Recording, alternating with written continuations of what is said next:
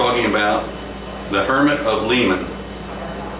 Probably no history of Lehman Township would be complete without some account of Austin Sheldon, that eccentric missionary Yankee who lived alone in the woods on the hills 2 or 3 miles back of Egypt Mills.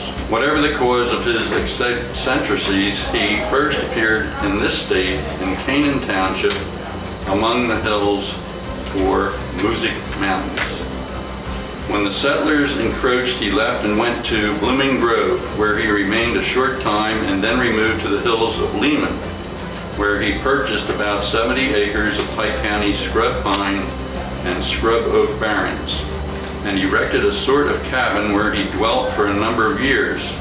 Finally, abandoning his cabin, he went farther into the woods where he lived in a wretched hovel built against a rock.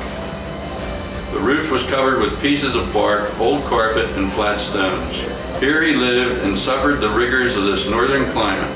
Some writers described him in romantic style for the Milford paper and the New York Sun. His sister saw the account, made her way to Pike County and to the cave her long-lost brother.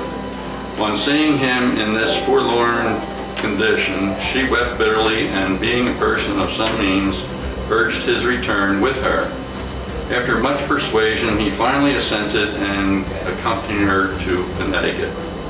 He had been absent a quarter of a century or more, and his home surroundings appeared as strangely to him as did those of Rip Van Winkle after his long sleep.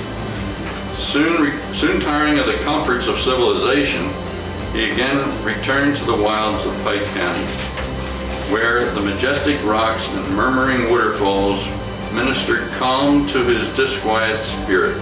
But it turns out there's more available to this story than I ever figured. I went to the columns, which is the Historical Society that you've seen on 209. In there, I asked the fellow if he had any information on the Hermit of Lehman Township. What he came back with was hard for me to even understand. I mean, I couldn't believe the possibility of it.